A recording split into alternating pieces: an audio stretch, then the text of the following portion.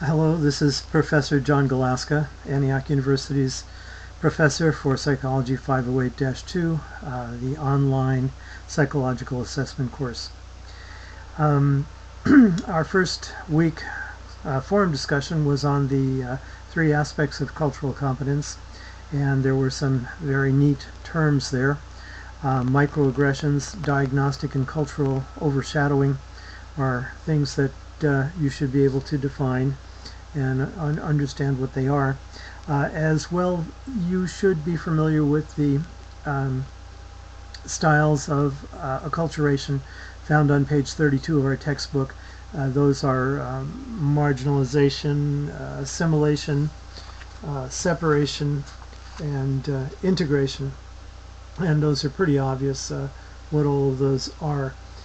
It's important to have some sort of an awareness of where a non-mainstream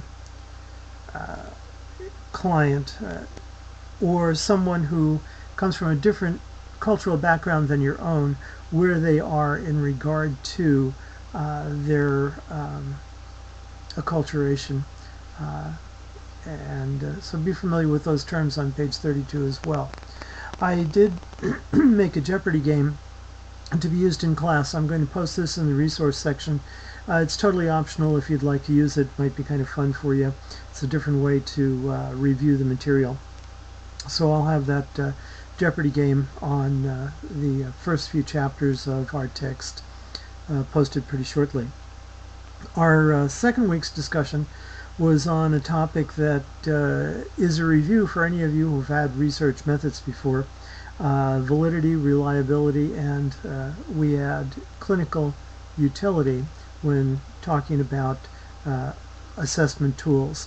Under validity, you need to understand convergent validity, the idea that an instrument will produce results that concur with other tests that measure the same constructs. Discriminant validity, meaning that the test does not agree with tests that are measuring other constructs. And diagnostic validity, which has the idea of sensitivity, meaning that the test correctly places someone in a diagnostic category, and specificity, the ability to rule out a diagnostic category in a person's situation, in a client's situation. There's also the idea of ecological validity, which simply means that items in the assessment actually are drawn from the behaviors that need to be measured. For instance, if you were judging a math assessment for young children, counting would be considered to have ecological validity because it's part of the behavior that makes up the skill that you are assessing. You have the idea of reliability. There's at least three kinds of reliability discussed in the text. Inter-rater, meaning that if I give a test to a client and someone else comes along and gives that same test to that client, the results will be close, very similar. The person giving the assessment will not become a confound to interfere with the reliability in that situation. Test-retest reliability refers to the fact that if the same person takes the same test after a period of time, they'll get a similar score. And coefficient alpha refers to internal reliability. Coefficient alpha is a computer-generated test that compares every possible split half to every other possible split half in the tool that is being examined. An internal coefficient alpha of 0.7 is considered the minimum for an instrument to have internal reliability. You also have the idea of clinical utility, that the tests that you select for an assessment will be of value in helping you produce a treatment plan for your client. There's also the idea of incremental utility, meaning that whatever tests you select, they should each add something unique to the mix. For instance, there'd be no sense in doing the Stanford Binet and the WISC-4 with the same client, both being measures of intelligence. That would be unusual. So you have the ideas of validity, reliability, and utility, and under those headings there are other concepts that you need to be aware of as well. In the discussions, you guys did a great job in posting. In week 3, the format of the discussion has been changed a little bit in response to some feedback from one of you, which I appreciate very much. If you have any comments about things that we're doing in the class or the kinds of assignments we're doing, I would like to hear from you. So I've made a change in the format of the discussion forum. You've already noticed that. A couple of you have already done the posts. You're required to respond to one classmate's post in addition to your own post. And I've changed, the nature of those questions a bit so that they aren't as repetitive. They aren't like the 1-page or 1.5-page weekly papers that you'll be doing. So so far we had, as of the time I'm making this video, I've had one person already respond to someone else's post in a very appropriate manner. So thank you, Nicole, for so doing. There is a video that you need to watch. Notice that in the assignments. It's a TED Talk, and it has to do with an interesting topic, someone faking mental illness.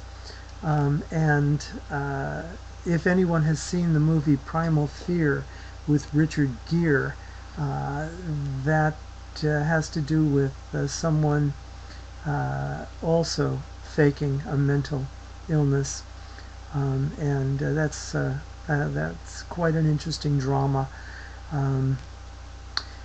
A lot of our instruments have to do with self-report, and if a client feels that he needs to present himself, he or she needs to present themselves in a manner, in a certain way, they may slant their responses toward that. You have to be aware of that. They may try to slant responses to please you as the assessor as well. So with self-report, you always have the aspect that someone could be less than honest. There's a paper due on the 22nd, and let's see, there's a paper due on the 29th that asks you to take the Myers-Briggs type indicator and the Keirsey personality inventory and the MMDI objective personality test as well.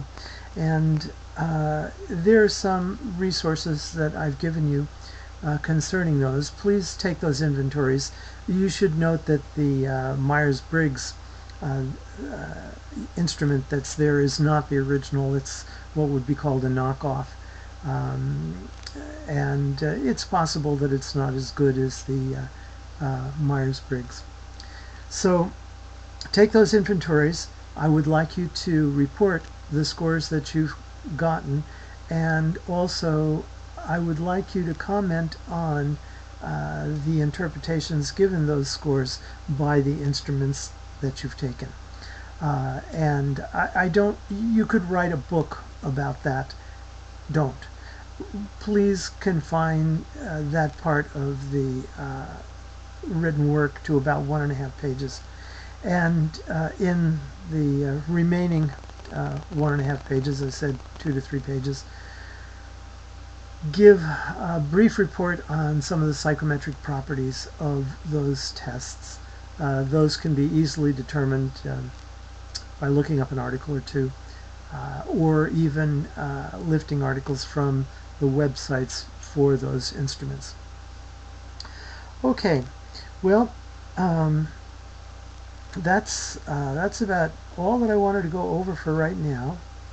I had promised that I would do a guided mindful meditation, and I'd like to do one of those now, and as always those are optional, so if you want to shut the tape off now, that's all you're going to miss.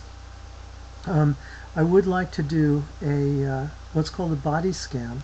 A body scan is a very effective way to induce relaxation in the client, and so if you'd like to participate with that, perhaps it will give you a few moments of relaxation,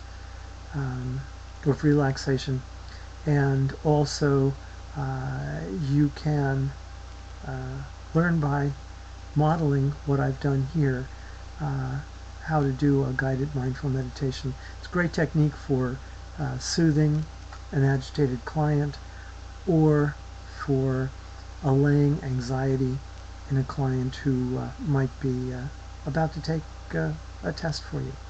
So, as you know, I'd like to start off with some resonant breathing, and I'd like you to breathe in through your nose to a count of about 5, allowing your abdomen to expand a bit. That allows your diaphragm to open. Hold it for a second, and then breathe out again to a count of about 5 through your mouth. Pay attention to the feeling of the air moving through the passages as you do that. And I'd like you to repeat that manner of breathing at least 5 times. And if you can continue to breathe that way throughout the meditation, that would be great. But if you feel the need to just breathe normally, please do so. So I'd like to make sure that you have nothing in your mouth, no gum, not chewing any food. If you put this on an MP3 file, don't listen to it while driving or operating any heavy machinery. So no, nothing in your mouth but your teeth and your tongue. Get yourself into a nice comfortable chair, or reclining on a bed or a sofa. Hands resting on your thighs, or on a table, or on the armrests. Feet not crossed, legs not crossed. So just take a moment to become as comfortable as you can, and you should have about 10 minutes where you'll be undisturbed. So the first thing I'd like you to do, after having done 4 or 5 complete breaths to a count of about 5 in and 5 out, would be to take your right hand and make it into a fist, as tight as you can, and hold that tight fist for about 3 seconds and then let it go. And notice the feeling of relaxation spreading through your hand and wrist as you relax that fist. And now, focusing on your feet, try to duplicate that same feeling of the relaxation radiating through your feet as when you relaxed that fist. Allow your feet to become as relaxed as possible, shifting your focus to your calves and the front of your lower legs. Imagine that relaxation is flowing through them and all tension is leaving, as if when you exhale, tension leaves your body, from whatever part you're focusing on. And now, putting your focus on the area around your knees. Likewise, allow any tension to flow out, to be replaced with relaxation.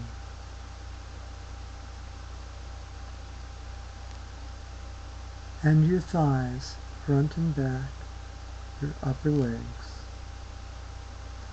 Allow all the muscles in those legs to become permeated with relaxation. All tension flowing away.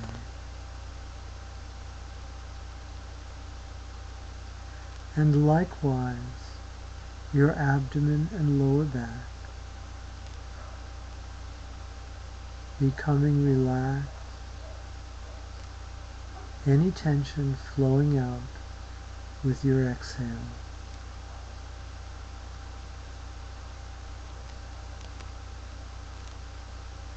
And your upper back and chest. Envision all of those muscles relaxing and tension flowing away with every exhale.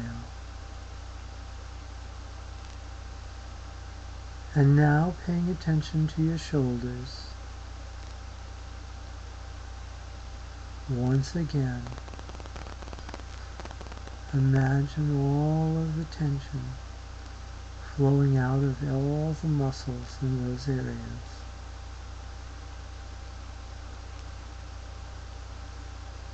And attending to your upper arms, front and back.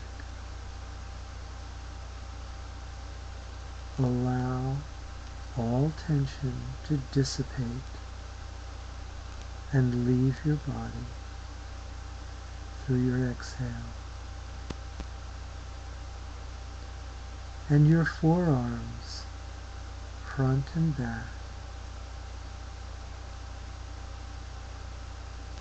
All tension leaving, feeling nothing but calm relaxation. And your wrists and hands, front and back, also feeling nothing but relaxation.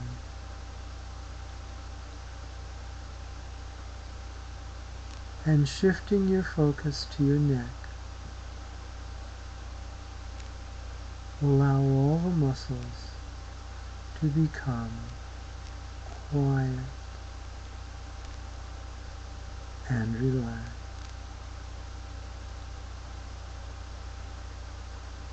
And your face, the area around your mouth and your cheeks, around your eyes and your forehead, totally relaxed, very comfortable.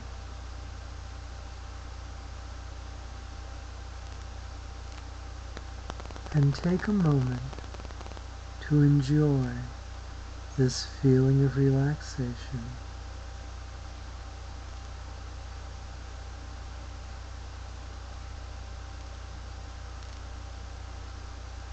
And try to memorize how it feels to be this relaxed, so that you could recreate this feeling at any time if you need a moment of quiet relaxation.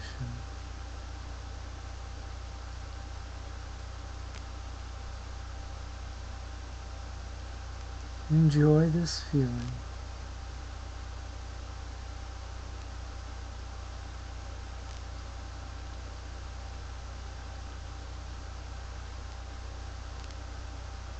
And in this state of relaxation, I would like you to entertain one strategy for remembering new things that you've learned. It helps to share something that you've learned with someone who will listen within 24 hours of having learned it. Sharing like that helps to wire the neural bundles in your brain together to hold those concepts and incorporate them into your knowledge.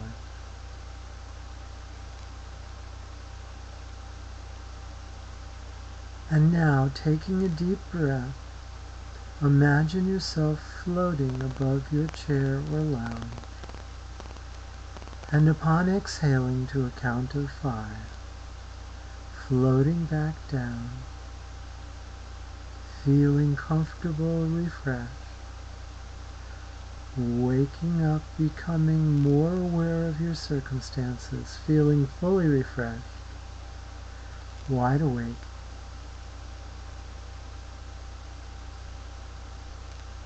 And I hope you enjoyed this experience. Take care.